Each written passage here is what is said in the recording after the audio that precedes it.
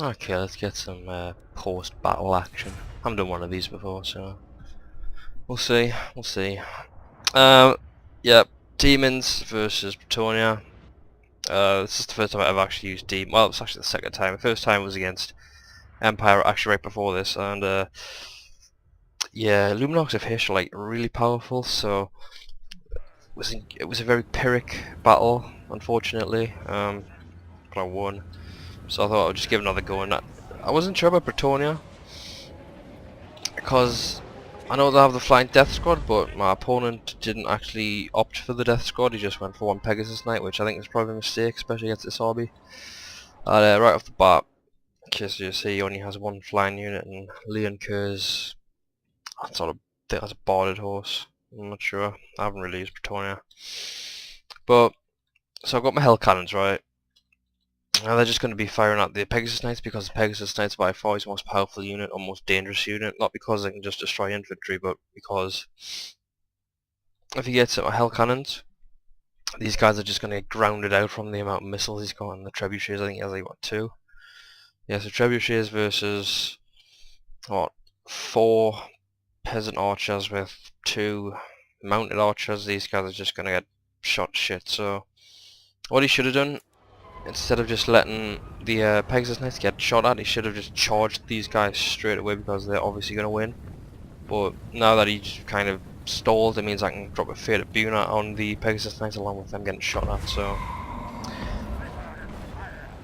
that happens. And he charges in. I'm not sure if it's because he thought that the Pegasus Knights were just going to immediately die, so he charged them in, kind of a banzai charge, but he should have, because the Fated unit isn't going to kill them, so he should have just went over my lines and just tried to get the hell cannons. There's nothing I could do. I was too far away to do anything, so instead I'm just going to charge the cavalry, which is, I'm obviously going to win, but the fact that he has so many missiles means that my army's going to take a huge pounding.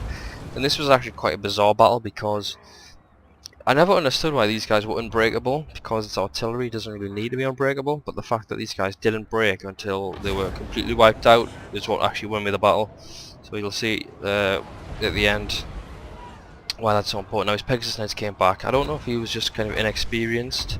Okay, they just break there, but I don't know if he's inexperienced at online battles or whatever, but there was quite a few moments where he kind of mismanaged his troops, especially at the end. I would have my general just trying to mob up Broughton troops, and he had troops like scattered everywhere that was just kind of stuck. So kind of, you know, Pegasus Knights are stuck there. There isn't really a lot of micromanaging going on down here because it's just one big blob fight.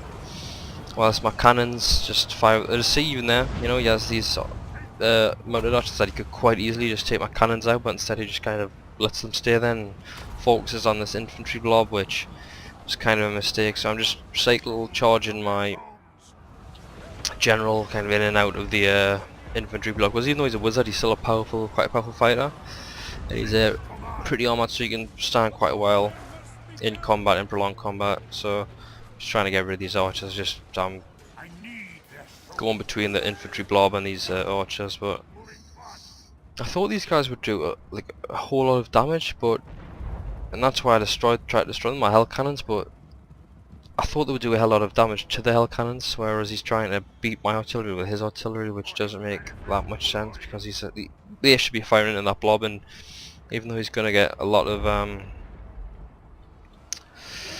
friendly fire kills, it's not going to go well for his troops.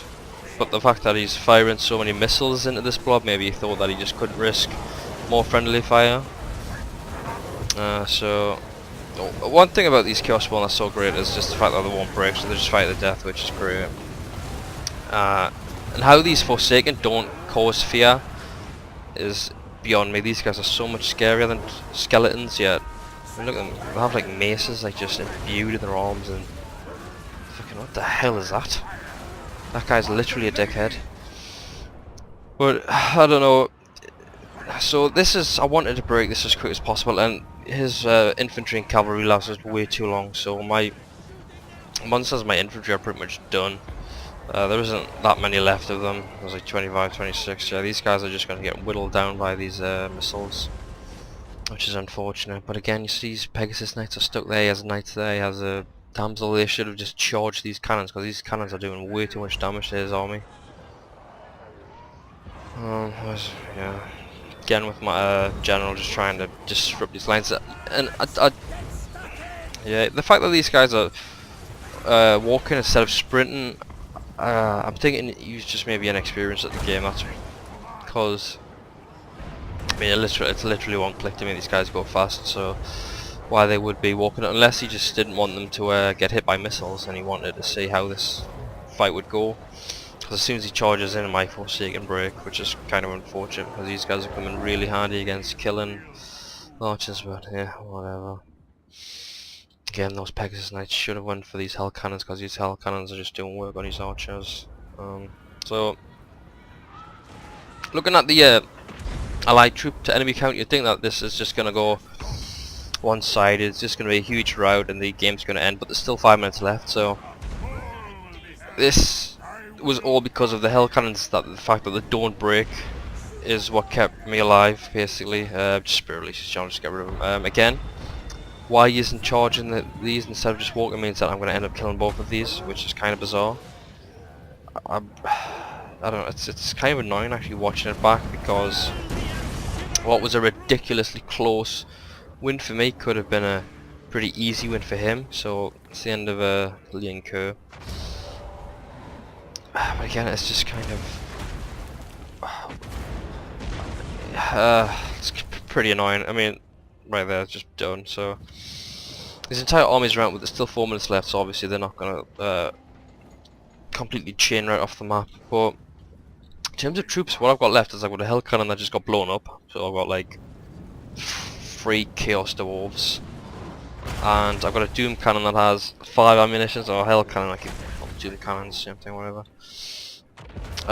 One unit for Satan, those two, I think they're going to regroup, but they're not going to last very long. Then I've got a general that's completely exhausted, so yeah, this is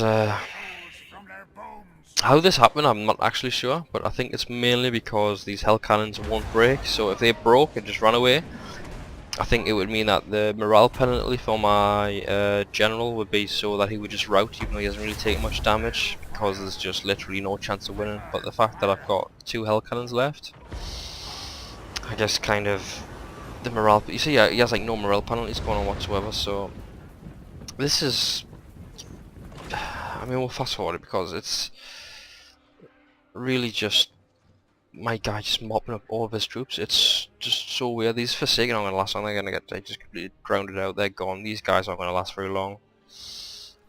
These Chaos Dwarves are going to get killed pretty quick. And then they're going to run out of ammunition, which they just did, and again they're going to charge. So the fact that one general managed to just take a routed army and just completely destroy it is a bit weird, but I think it's because the Hell Cannons were still alive up until the very end.